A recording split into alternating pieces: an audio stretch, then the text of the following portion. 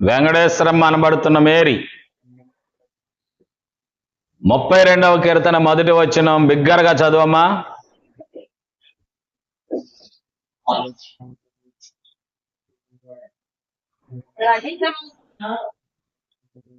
తన అతిక్రమములకు పరిహారము నొందినవాడు, తన పాపములకు ప్రాయశ్చిత్తము నొందినవాడు ధన్యుడు. నాతో పాటు ఈ మాటలు చెప్పాలి. తన అతిక్రమములకు పరిహారము నొందినవాడు, తన పాపములకు ప్రాయశ్చిత్తము నొందినవాడు ధన్యుడు. ఈరోజు ఇందులో నుండి మొదటి లైన్ 2 సందేశాలు ఉన్నాయి ఇందులో. ఒకటి, మొదటి లైన్లో అతిక్రమములు, రెండవ లైన్లో పాపములు. అతిక్రమములకు పరిహారము పొందినవాడు ధన్యుడు, పాపములకు ప్రాయశ్చిత్తం పొందినవాడు ధన్యుడు అనేది దీని అర్థం. అయితే నేను ఈ పూట అతిక్రమాలకు పరిహారం పొందిన వారు ధన్యులు. ఈ మాట అతిక్రమములకు పరిహారము నొందినవాడు ధన్యుడు. చాలా సంతోషకరమైనటువంటి మాట ఇది. అతిక్రమములు అనగానే దేవుడు నిజంగా ఒకప్పుడు అతిక్రమాలు పరిహరించడండి. అతిక్రమమునకు పరిహారము నొందినవాడు ధన్యుడు అన్నాడు కదా. ఒకప్పుడు దేవుడు మన అతిక్రమాలను పరిహరించడు. ఆ మాట చదివిస్తాను మీ చేత. నిర్గమకాండం 23వ అధ్యాయములో, నిర్గమకాండం 3వ అధ్యాయం 21వ వచనం.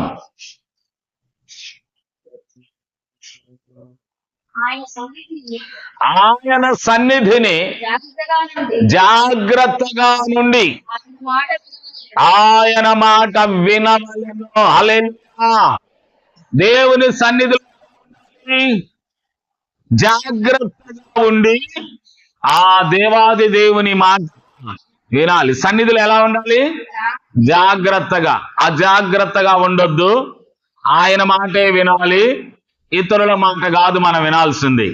ఆయన సన్నిధిని జాగ్రత్తగా ఉండి ఆయన మాట వినవలెను. ఆయనకు కోపం మీరు మర్యాదగా చెప్తున్నాను అంటున్నాడు. ఆయన కోపము మీరు రేపకండి. మీ అతిక్రమాలను ఆయన పరిహరించడు. మీ అతిక్రమాలను ఆయన పరిష్కరించడు.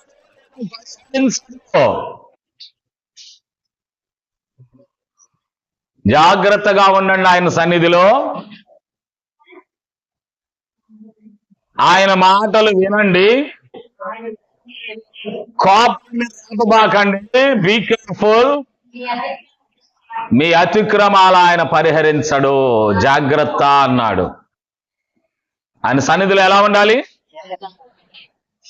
ఆయనకి కోపాన్ని మనము ఆయన సన్నిధిలో ఎలా ఉండాలి? ఆయన మాటలు, ఆయనకు కోపము, ఆయన కోపం ఉంది, ఆయన కోపడతాడు. ఆయన కోపాన్ని రేపబాకండి. మనం అంటాం అప్పుడప్పుడు, నా కోపం నువ్వు ఇంకా చూడలేదు అనుకుంటానే. ఏమ్మా, నా కోపం ఏంటో నీకు తెలియనట్టుంది, చూస్తావా నా కోపం అంటుంటారు కదా అప్పుడప్పుడు. అందుకే ఆయన కోపం మీరు. మీ కోపాలు రేపితే మీ కోపాలు ఎట్టో కూడా తట్టుకోవచ్చు. దేవుని కోపం రేపితే తట్టుకోగలమా? కోపించుచునే వాత్సల్యము నాపై చూపినావే, ఆశ్రయ దుర్గమా నా యేసయ్యా, నవజీవన మార్గమునా నన్ను నడిపించు. పాపం పెడుతూ ఉంటాడు, ఆ క్షణాల్లోనే వాత్సల్యం కూడా చూపిస్తా ఉంటాడు. వాత్సల్యం అంటే ప్రేమ, ఆప్యాయతలో అనురాగాలు,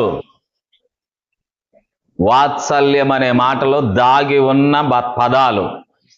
ఆయన ప్రేమ చూపిస్తాడు, అనురాగం చూపిస్తాడు, అభిమానము చూపిస్తాడు, ఆప్యాయతలు కురిపిస్తాడు. కాబట్టి ఆయన కోపాన్ని మీరు రేపొద్దండి, ఎందుకంటే మీ అతిక్రమములను ఆయన పరిహరించడు. అవును, అతిక్రమాలు పరిహరించని వాని దగ్గర ఈ మాట వ్రాయబడింది. ఏమని? తన అతిక్రమములకు పరిహారము నొందినవాడు ధన్యుడు. అతిక్రమాలు పరిహరించడు కదా, మరి ఎలా పరిహారం పొందగలం? పరిహరించని దేవుని దగ్గర ఎలా పరిహారం పొందగలం? అందుకే దేవుడు ఒకప్పుడు మన అతిక్రమాలను పరిహరించువాడుగా లేడు గాని ఆ రోజుల్లో వెంటనే కంటికి కన్ను పంటికి పన్ను అన్నాడు. ఆ ధర్మశాస్త్రాన్ని లేదా ఆ నిబంధనను, ఆ నియమావళులను దేవుడు కొంచెం సవరించి క్రొత్త నియమాలు మనకు ఇచ్చాడు. దానినే క్రొత్త నిబంధన అన్నారు. పాత నిబంధన మన అతిక్రమాలను పరిహరించాడు. క్రొత్త నిబంధనలో మన అతిక్రమాలను పరిహరిస్తున్నాడు దేవుడు. స్తోత్రం, హల్లెలూయా. కనుక జాగ్రత్తగా మనం వింటే అతిక్రమాలకు పరిహారం పొందుకోగలిగిన వాడు. ఇంతకు అతిక్రమము అంటే దాన్ని ఎలా డివైడ్ చేయొచ్చు అంటే, క్రమము, రెండవది అతిక్రమము. క్రమము, రెండవది అతిక్రమం. క్రమము కాని దానినే అతిక్రమం అంటారు.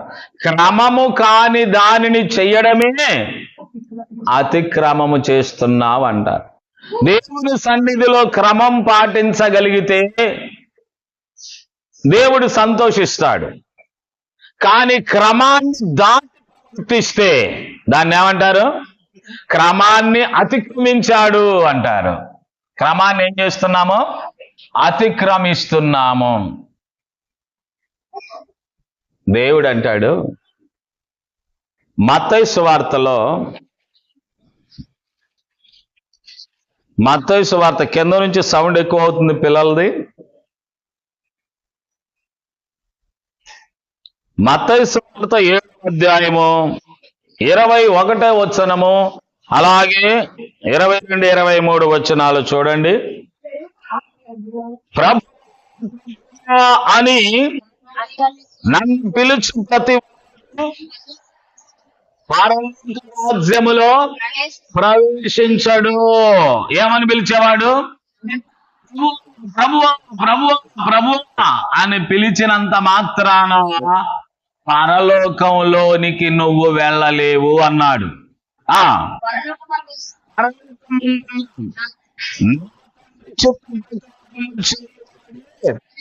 ప్రవేశిస్తాడు. పరలోకంలో ప్రవేశించాలంటే ప్రభువా ప్రభువా ప్రభువా అని ప్రార్థన చేసి ప్రభువా ప్రభువా ప్రభువా అని పిలిస్తే రావు పరలోకానికి. పరలోకములో తండ్రి చిత్తం ఏంటో తెలుసుకొని తండ్రి చిత్తాన్ని ప్రవర్తించగలిగితేనే ఎవరైనా పరలోకానికి చేరుకుంటారట. ఇంకా చదువుదాం. నన్ను చూసి మేము నీ నామమున ప్రవచనాలు చెప్పలేదా? నీ నామమున దయ్యాలను వెళ్ళగొట్టలేదా? నీ నామమున అద్భుతాలు చెయ్యలేదా అని చెప్తారంట. ఎవరు వీళ్ళు? దయ్యాలను వెళ్ళగొట్టిన వారు, ప్రవచనాలంటే జరగబోయే చెప్పిన వారు, అనేకమైన అద్భుతాలు ఆశ్చర్య కార్యాలు చేసిన వారు ఆ రోజున ప్రభు ముందుకు వస్తారంట. ప్రభువా నీ నామమును మేము ప్రవచనాలు చెప్పాం కదయ్యా, నీ నామమున దయ్యం వెళ్ళగొట్టాం కదయ్యా, నీ నామముని మేము అనేకమైన అద్భుతాలు చేశాం కదయ్యా అని మీరు అడిగితే ఏమంటాడు ప్రభు వారు? చూడండి, అప్పుడు అంటాడు ప్రభు, నేను మిమ్మును ఎవరిని ఎరుగనన్నాడు? అద్భుతాలు చేసిన వారిని, ప్రవచనాలు పలికిన వారిని, ఆశ్చర్యకార్యాలను జరిగించిన వారిని, దయ్యాలను వేయించిన వారిని. ఏమంటాడంట ఆ రోజు? మీరెవరో నాకు తెలియదు అంటాడంట. ఇదేంటి? ఎందుకు ఆయన మాట్లాడుతున్నాడంటే అతిక్రమాలు మాట ఉందో చూడండి. నా యుద్ధ నుంచి వెళ్ళిపోండి, క్రమము కాని దాన్నే అక్రమం అంటారు. అక్రమిస్తున్నారు మీరు. క్రమంగా మీరు క్రమంగా ఉండి అద్భుతాలు చేయండి. బేష్, బల, నమ్మకమైన మంచి దాసుడా అంటాను. శభాష్. ఇంకా దేవుని మహా కార్యాల ప్రవచనాల రూపంలో మీరు వర్ణించండి, ప్రవచించండి అని నేనే చెప్తాను.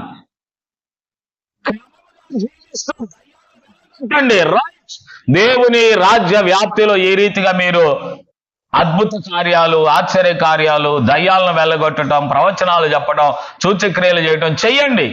మీరు నమ్మకమైన మంచి దాసులుగా పిలుస్తాను. కానీ మీరు సూచక్రియలు చేస్తున్నారు, ప్రవచనాలు చెప్తున్నారు, దయ్యాలను వెళ్ళగొడుతున్నారు, కానీ అక్రమంగా బ్రతుకుతున్నారు. కాబట్టి మీరెవరో నాకు తెలియదు అంటాడట. అంటే ఇంత భక్తి చేసి మరి ఆయనకు తెలియకుండా మనం ఎలా దయ్యాలను వెళ్ళగొడుతున్నట్టు? ఇంత భక్తి చేస్తూ ఆయనకు తెలియకుండా ఎలా అద్భుతాలు మనం చేస్తున్నట్టు? ఇంత భక్తి చేస్తూ ఎలా ఆయనకు తెలియకుండా ప్రవచనాలు పలుకుతున్నట్టు? ఆలోచించండి. ఆయనకు తెలియాలంటే మనం క్రమంగానే ఆత్మీయతను కొనసాగించాలి. క్రమం ఉండాలి. ఆత్మీయతలో ఏముండాలి? క్రమం. పిల్లల్ని బడికి పంపిస్తే వారు మొట్టమొదట నేర్పించేది ఏంటో తెలుసా? క్రమం, క్రమశిక్షణ. ఏమి నేర్పిస్తారు?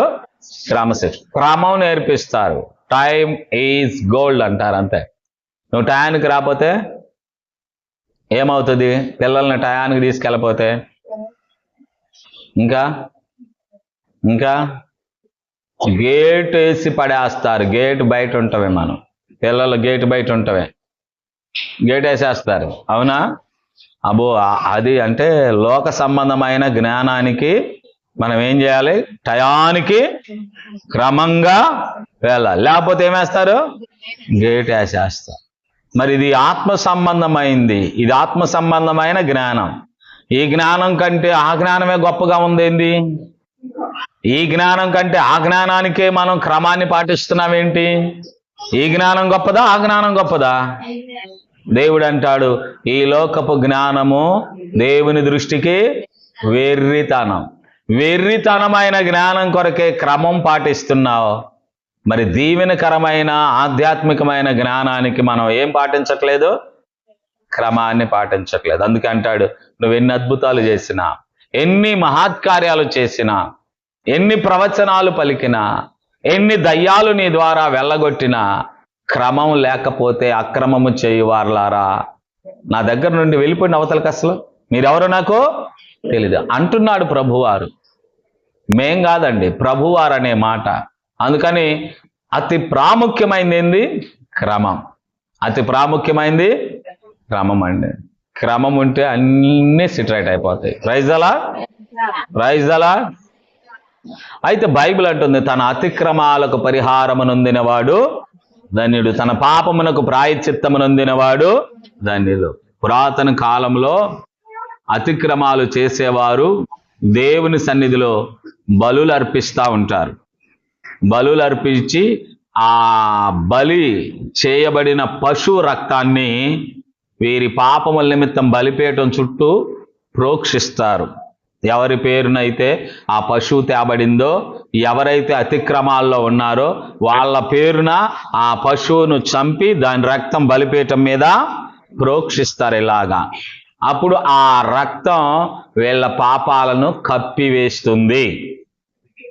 ఆ రక్తం, గొర్రెల, మేకల, ఎడ్ల రక్తం ఎవరైతే పాపం చేశారో, అతిక్రమం చేశారో వారి అతిక్రమాలను కప్పివేస్తుంది.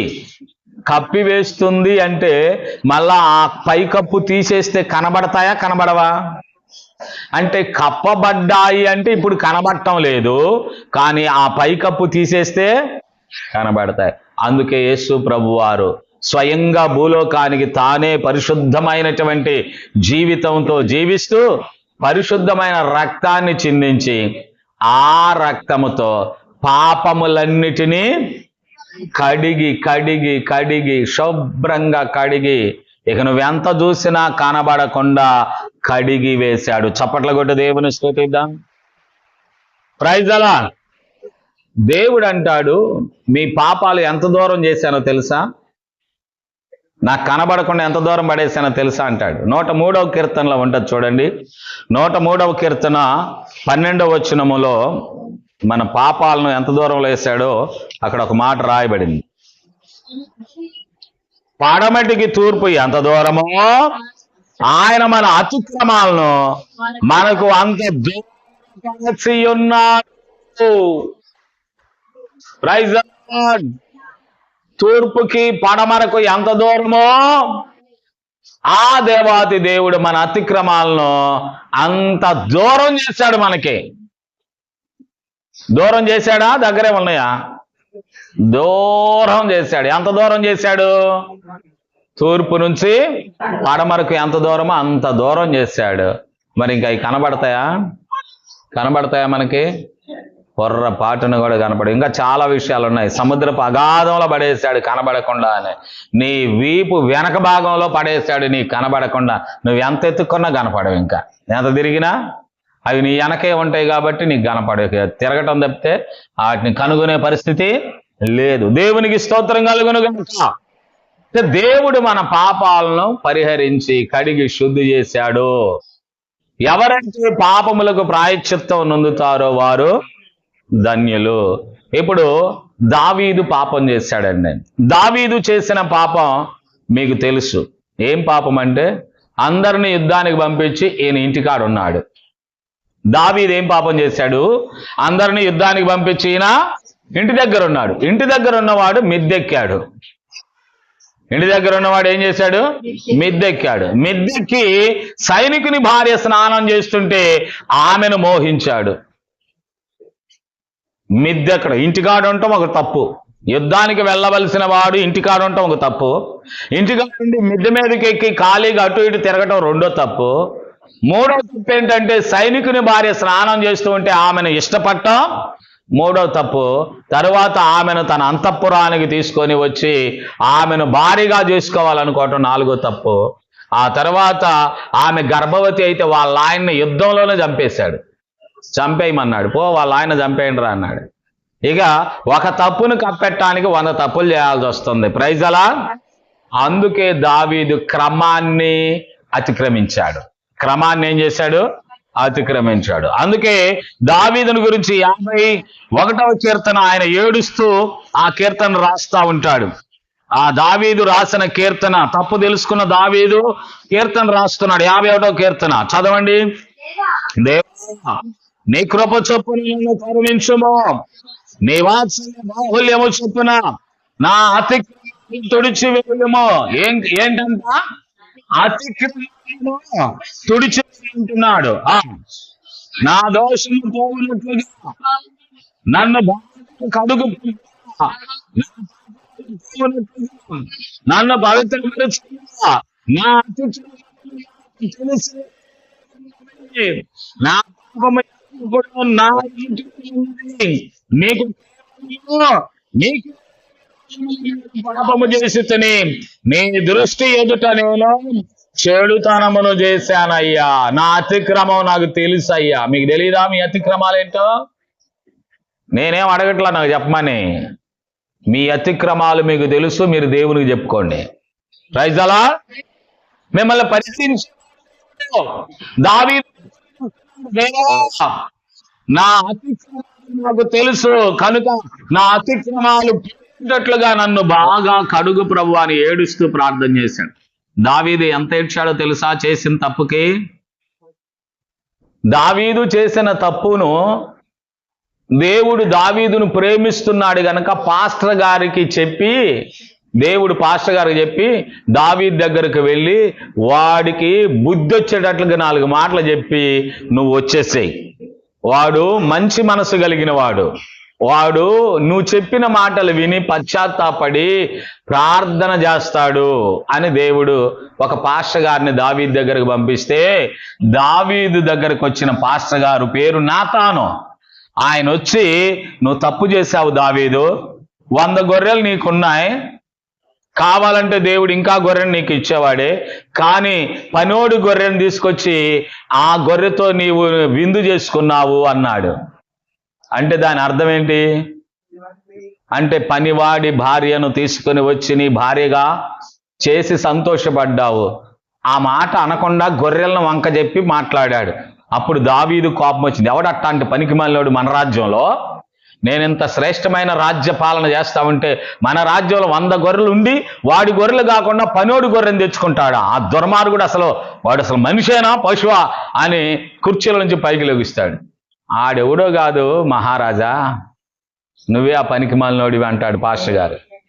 అనగానే అప్పుడు బోర్లు పడతాడు, బొక్క బోర్లకు పడతాడు. అయ్యా ఏం చేశాను నేనంటే, నీ సైనికుని భార్యను, నీకు 100 మంది భార్యలు ఉన్నారు కాదనుకొని ఇంకా సైనికుని భార్య మీద నువ్వు మోహించావు, అది నువ్వు చేసిన తప్పనగానే దావీదు ఏడ్చాడండి, ప్రభువా నన్ను నువ్వు ప్రేమిస్తున్నావు కాబట్టి కదయ్యా నా తప్పుని చెప్పింది, నా తప్పును బయటపెట్టింది నువ్వు, నన్ను ప్రేమిస్తున్నావు గనకనే.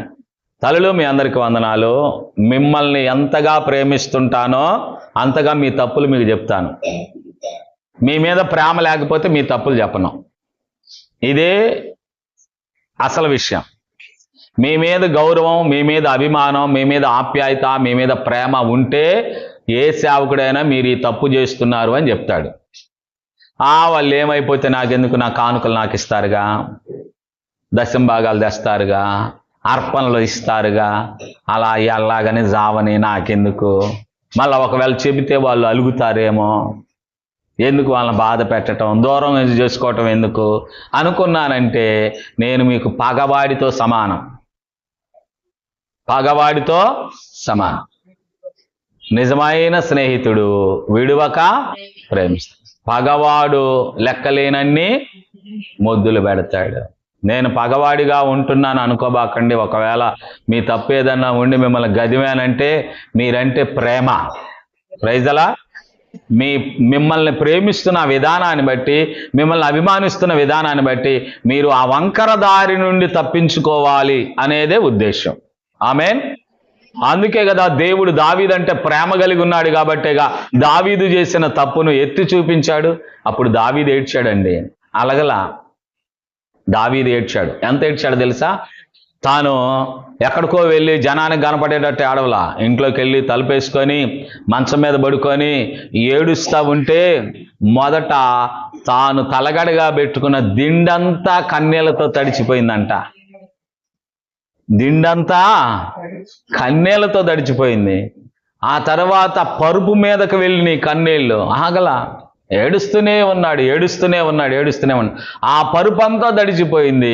ఇంకా ఆపలా, ఎవరు లేరు చుట్టూ, అందరిని బయటకు పంపించి లోపల తలుపులేసుకొని ఏడుస్తూ ఉన్నాడు. ప్రభువా క్షమించయ్యా, నా అతిక్రమాలను పరిహరించయ్యా, నా దోషం నాకు తెలిసిపోయిందయ్యా, నా అతిక్రమం నాకు అర్థమైందయ్యా, నన్ను క్షమించయ్యా. ఏడుస్తూ తెల్లవారుజులు ఏడుస్తుంటే తెల్లవారుజాము కల్లా ఆయన పరుపు కళ్ళ నీళ్ళతో పైకి తేలిందంట. అంత ఏడ్చాడు. మీరు ఏదైనా తప్పు చేశారు, మీరు తప్పు చేస్తున్నారమ్మా అంటే మీరు నిజంగా పశ్చాత్తాపడతారా? నేనే దొరికానయ్యా నీకు అంటారా? నేనే కనపడ్డానయ్యా, ఇంకెవరు కనపడలే నీకు అని అంటారా? మిమ్మల్ని ప్రేమిస్తున్నాడు గనక దేవుడు మీకే చెప్పమన్నాడు. Praise lord. మీరేమైపోతే ఎందుకులే అనుకుంటే మీకేం చెప్పమన్నాడు దేవుడు. మిమ్మల్ని ప్రేమిస్తున్నాడు గనక మీకు చెప్పమన్నాడు. తప్పులు దిద్దుకొందురుగాక, తన పాపమునకు ప్రాయశ్చిత్తము నొందితే మీరు చెప్పండి, పాపములకు ప్రాయశ్చిత్తం పొందితే మీరు ధన్యులు. దేవునికి స్తోత్రం కలుగును గాక. గట్టిగా చెబుదాం హల్లెలూయా. ఇప్పుడు దేవుడు అంటాడు, మీకు మీ పాపాలు తెలుసు. దావీదు పాపం తెలియజెప్పాడు. దావీదు ఏడ్చి తెల్లవారుజులు ఏడ్చి ఎంత ఏడ్చాడో చెప్పండి. తన కన్నీళ్లతో తన దిండు తడిసిపోయింది, పరుపు దడిచిపోయింది, ఆ పరుపు కూడా తేలిపోయింది. అంతగా ఏడ్చి ఏడ్చి ఏడ్చి ప్రార్థన చేసి నన్ను క్షమించయ్యా అని అడిగాడు. నన్ను దూరం చేయబాకయ్యా. ఆ మాట కూడా చదువుతారా? 10వ వచనం చదవండి. 51వ అధ్యాయం 10వ వచనంలో, దేవా నా యందు శుద్ధ హృదయము కలుగు చేయమయ్యా, నా అంతరంగంలో స్థిరమైన మనసు నూతనంగా పుట్టించయ్యా, నీ సన్నిధిలో నుండి నన్ను త్రోసివేయబాకయ్యా, నీ పరిశుద్ధాత్మను తీసివేయ, నీ రక్షణ ఆనందం పుట్టించయ్యా, సమ్మతిగా అతిక్రమము చేయు వారికి నీ త్రోవలను బోధిస్తాను. నీ త్రోవలను నేను బోధించగలను. నేనే అతిక్రమాలు చేస్తే నీ జనానికి ఏం బోధించగలను? ఎంత ఇచ్చాడో. ఒకవేళ మీకు మీ పొరపాట్లు దేవుడు తెలియపరిచాడంటే మిమ్మల్ని ప్రేమిస్తున్నాడని అర్థం. అప్పుడు ఏం చేయాలి? మీరు దావీదు వలె, నా అతిక్రమము నాకు తెలిసిందయ్యా, నా అతిక్రమము నా కళ్ళ ముందు కనబడుతుందయ్యా, నన్ను క్షమించయ్యా, నీ సన్నిధిలో నుండి త్రోసివేయొద్దయ్యా, నీ పరిశుద్ధాత్మను తీసివేయొద్దా అని ప్రార్థన చేయండి. సామెతల గ్రంథం మీకు బాగా కంఠస్థ వాక్యాలు అనుకుంటా. చూడండి, సామెతల గ్రంథం 28వ అధ్యాయంలో కంఠస్థ వాక్యం ఉంది ఒకటి, మీరు కంఠస్థం చేసిన వాక్యం అది. 28వ అధ్యాయం 13వ వచనములో, అతిక్రమను దాచిపెట్టుకునే వర్ధిల్లరు. చేసిన అతిక్రమాలు దాచిపెట్టుకుంటూ ఉంటావు. నీకు తెలుసా? నువ్వు చూసావా? నేను చూసి నన్ను అనుకున్నా ఉంటావు అని ఇట్లాగా అతిక్రమాలు దాచిపెడుతూ ఉంటారు. అలాంటి వారు వర్ధిల్లరు. మీరు చేసిన అతిక్రమాలను ఒప్పుకొని విడిచిపెట్టుకోగలిగితే దేవుని కనికరాన్ని పొందుకుంటారు. చప్పట్ల కొట్టి దేవుని స్తుతి. ఇప్పుడు చెప్పండి, తన అతిక్రమములకు పరిహారం ధన్యుడు. తన అతిక్రమాలకు పరిహారం పొందాలి. పరిహారం చెల్లించేవాడు దేవుడు అండి. పరిహరించబడుతున్నావా? నీ కొరకు ఏ గొర్రె పిల్లలు ఇప్పుడు లేవు, నీ కొరకు ఏ మేక పిల్లలు బలి కావట్లేదు. అసలు ఎందుకు నీ కొరకు మేక పిల్లలు గొర్రె పిల్లలు బలి అవుతాయో తెలుసా? ఎలాగో తెలుసా? ఆ రోజుల్లో దేవుడు అంటున్నాడు, పాప పరిహారార్థ బలి, అపరాధ పరిహారార్థ బలి, దహన బలి, బలులు ఉన్నాయా? ఈ బలులు ఆ రోజుల్లో ఈ బలులు ఎలా ఉంటాయో, ఎందుకు ఉంటాయో ఒకసారి చదివించమంటారా? లేవియా కాండంలో చదవండి. లేవియా కాండం 16వ అధ్యాయంలో, లేవియా కాండం 16వ అధ్యాయం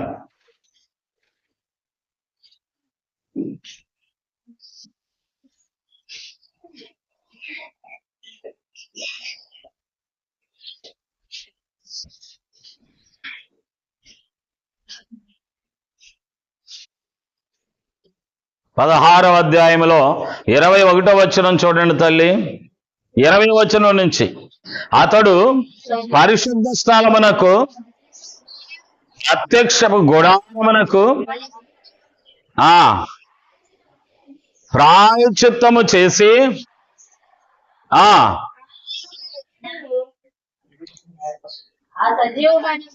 ఆ సజీవమైన మేకను దగ్గరకు తీసుకొని రావాలి. అప్పుడు అహరోను సజీవమైన మేక తల మీద 2 చేతులు ఉంచి ఇశ్రాయేలు అనగా వారి దోషములన్నీ, వారి అతిక్రమములు దాని మీద, పాపాలు తెచ్చిన మేక పిల్ల మీదో గొర్రె పిల్ల మీదో చేతులు పెట్టి, ఎవడైతే పాపం చేశాడో వాడు గొర్రె పిల్లను మేక పిల్లను చూడండి తీసుకొస్తే బలివ్వాలి. దాన్ని దేనికంటే, నేను పాపం చేశాను, దానిని నా నిమిత్తము బలిస్తున్నాను. ఆ బలిచ్చేటప్పుడు ఏం చేయాలో తెలుసా? నేను చేసిన పాపములో దాని చేతుల మీద, దాని తల మీద నా 2 చేతులు పెట్టి, అయ్యా నేను చేసిన పాపాలన్నీ ఇదిగో దీని మీదకు పంపిస్తున్నా. నేను చావాలి పాపమునకు శిక్ష, కానీ నా బదులు ఇదిగో పశువును మీరు చంపేసి నా పాపములు ఈ పశువు ద్వారా పరిహరించండి అని ఆ పశువు తల మీద చేతులు పెట్టి ప్రమాణం చేసి మన పాపములన్నీ దాని మీదకి పంపిస్తే దానిని చంపేస్తారు. మన బదులు ఆ పశువు చంపబడుతుంది. వింటున్నారా? అప్పుడు మన పాపాల నుంచి మనకు పరిహారం కలిగింది అని అర్థం. అంటే పాపం చేసేది నువ్వు, చనిపోయేది పశువు. అప్పుడు ఈ మానవుడు ఏం చేస్తున్నాడంటే ఎన్ని పాపాలైనా చేస్తున్నాడు, ఎన్ని పశువులనైనా బలులిస్తా ఉన్నాడు. దేవుడు అనుకున్నాడు వీడు పాపం చేయటం ఎందుకు, పశువుల్ని బలియటం ఎందుకు. అసలు దేవుడు ఎందుకు పెట్టాడో తెలుసా? ఈ క్రమం ఎందుకు పెట్టాడు తెలుసా? పాపం నేను చేశాను. ఏమంటాడు దేవుడు?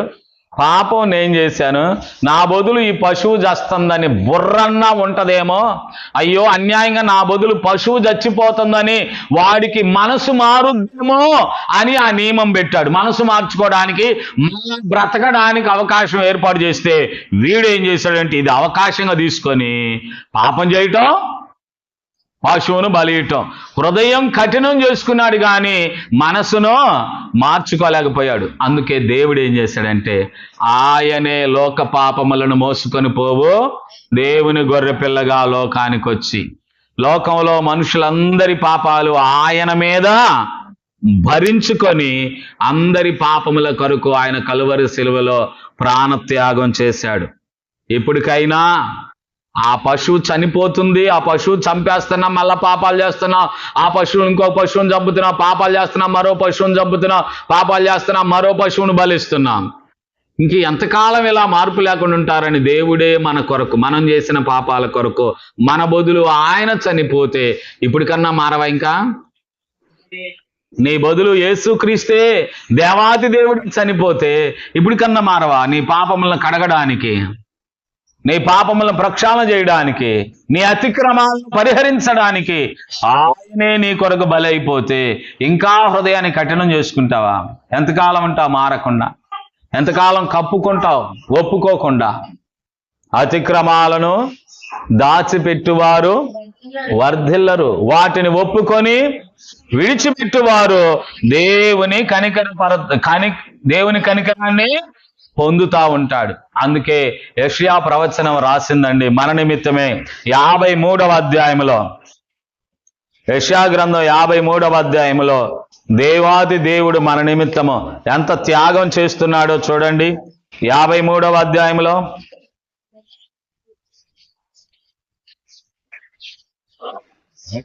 5వ వచనము నుండి మన అతిక్రమ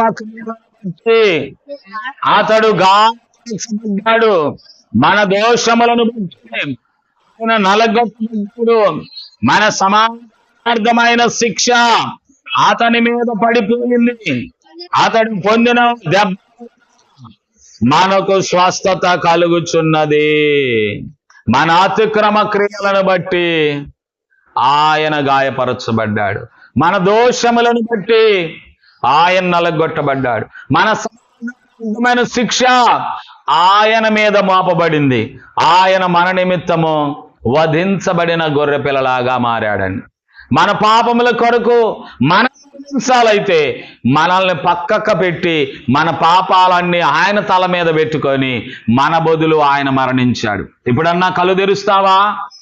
గతంలో పశువులను బలిస్తూ నీ హృదయం కఠినమైపోయింది, నీవు పాపం చేసి పశువులు బలి చేస్తూ ఉన్నావు. దేవుడు ఇప్పటికీ మార్పు చెందలేకపోయారే మానవుడు ఈ నియమం పెడితే మానవుడు మారకుండా కఠిన హృదయంగా మార్చుకున్నాడు కానీ మనిషి మెత్తని హృదయంలోనికి రాలేకపోయాడని బాధపడి ఆయనే దేవాది దేవుడే మన అతిక్రమ క్రియలను బట్టి గాయపరచబడ్డానికి లోకానికి వచ్చాడు, మన దోషాలను బట్టి నలగొట్టబడ్డాడు, మన అతిక్రమాలను ఆయన మోపుకున్నాడు, మన పాపములకు ప్రాయశ్చిత్తం కలుగజేయడానికి ఆయనే వదకు తేబడిన గొర్రె పిల్లలాగా మారాడు. మరి ఆయనే ఒక మానవుడిగా వచ్చి గొర్రె పిల్లలాగా మన పాపాలు తన మీద వేసుకొని మన నిమిత్తం బలైపోతే ఇప్పటికన్నా మార్పు చెందుతావా? ఎప్పటికైనా హృదయాన్ని మార్చుకుంటావా? ఎప్పటికైనా నీ రాతి గుండె నుండి తీసివేస్తావా? నీ అతిక్రమ క్రియను బట్టి గాయపరచబడి నీ దోషముల బట్టి నలగొట్టబడి వదుకుతున్న గొర్రె యేసుక్రీస్తుని చూస్తున్నాడు. నేను పరిహరించడానికి సిద్ధంగా ఉన్నాడు. ఎవరైతే నా దోషములు బట్టి నువ్వు నలగొట్టుకుంటావు, అదిగో దావీదు ఏడ్చినట్లుగా నువ్వు ఇష్టపడతావో, పశ్చాత్తాపడతావో, అయ్యా క్షమించు, తండ్రి సన్నిధిలో నుండి నన్ను త్రోసివేయొద్దయ్యా, నీ యొక్క నుండి తీసివేయొద్దయ్యా, నన్ను మన్నించు ప్రభు అని ఎవరైతే ప్రార్థన చేస్తారో వారి పట్ల దేవుడు కనికరం చూపించి వారి యొక్క అతిక్రమాలకు పరిహారం ఇస్తాడు. చప్పట్ల కొడు దేవుని స్తుతి. నాతో చెప్పండి, మీరు అతిక్రమాలు చేయలేదా? మీ అతిక్రమాలకు పరిహారం పొందుకున్నారా? పొందుకోకపోతే ప్రభు పిలుపును వినండి. ప్రభు పిలుస్తున్నాడు, రండి, అతిక్రమాలకు పరిహారం పొందండి, అన్యులుగా ఉన్న మీరు ధన్యులు కండి, పరిహారం అని ప్రభువారు పిలుస్తున్నాడు.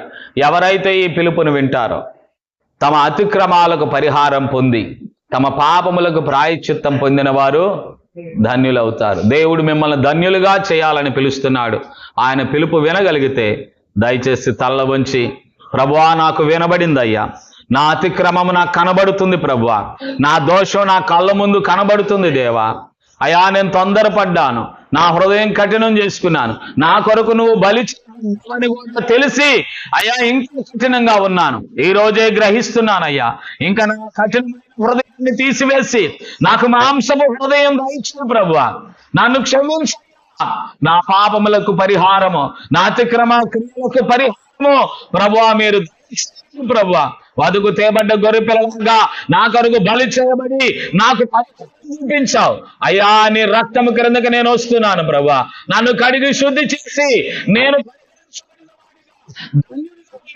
కృప చూపించాయని ప్రార్థిస్తున్నాను. ప్రేమగల మా తండ్రి, పరిశుద్ధుడానికి వందనాలు, స్తోత్రాలయ్యా. అతిక్రమాలకు పరిహారం పొందినవాడు, పాపములకు ప్రాయశ్చిత్తము నొందినవాడు ధన్యుడని ఈరోజు మాట్లాడావు నాయన. 7వ అద్భుతమైన ధన్యతను మీరు మాకు ఇచ్చినందుకు స్తుతిస్తున్నాం ప్రభువా. ఈ రోజు నా తండ్రి మా కనుక ప్రభువా, బతుకు తిప్పండి గొర్రె మమ్మల్ని శుద్ధి చేసి నీకు వందనాలు చెల్లిస్తున్నాం ప్రభువా. మమ్మల్ని పరిహరించండి. దావీదు కన్నీరు మునిగాడు, వేపించాడు, అయ్యా తను అయ్యా నీ అని పరుపు అయ్యా ప్రభువా అతడు పరిహరించబడ్డట్లుగా తండ్రి మేము కూడా అయ్యా పాపము చేసి పరిహారం పొందడానికి వచ్చామయ్యా. ఆయన ప్రభువా మేము కనుక మమ్మల్ని కూడా నాయన మేము ప్రార్థిస్తున్నాం. దావీదును పరిహరించిన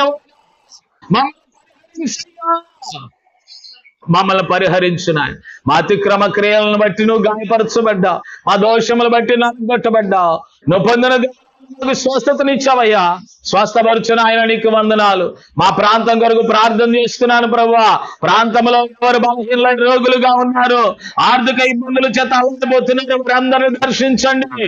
వారందరికి తగిన అద్భుతమైన స్వస్థతలు మీరు దయచేయండి నాయన ప్రభువా. ఇదిగో యొక్క పోడియంలో బలిపీఠములో దాచబడిన ప్రార్థన అంశాలన్నిటినీ నిత్యము పరిశీలిస్తున్నారు నాయన. ఈ స్థానంలో ఆ గ్రహాలకు మేము వెళ్తున్నామో కానీ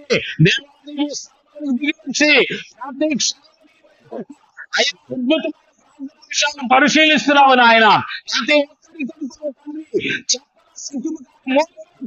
మా తరపున మీరు విజ్ఞాపన చేస్తున్నారు కదా అయ్యా, అందును బట్టి నీకు స్తోత్రాలు. మా పరిహారము నాయన మీ దగ్గర దాచబడి ఉంది ప్రభు. మా దోషములు బట్టి మా అతిక్రమ క్రియ మీరు అయ్యా తండ్రి, మీరు పరిహారం చూపండి. ఈ ప్రార్థనాంశాలకు జవాబులు ఇవ్వండి, తప్పకుండా పరిష్కారం చేయండి. ప్రతి ఒక్కరికి ఉండమని యేసుక్రీస్తు ఘనమైన నామములో ఈ మానవులు అడిగి పొందుకొని ఉన్నాము తండ్రి, ఆమేన్. మన తండ్రి అయిన దేవుని ప్రేమ, కుమారుడైన యేసయ్య కృప, పరిశుద్ధాత్మని దీవెన సదాకాలం మనందరికీ తోడై ఉండును గాక. ఆమేన్, ఆమేన్, ఆమేన్.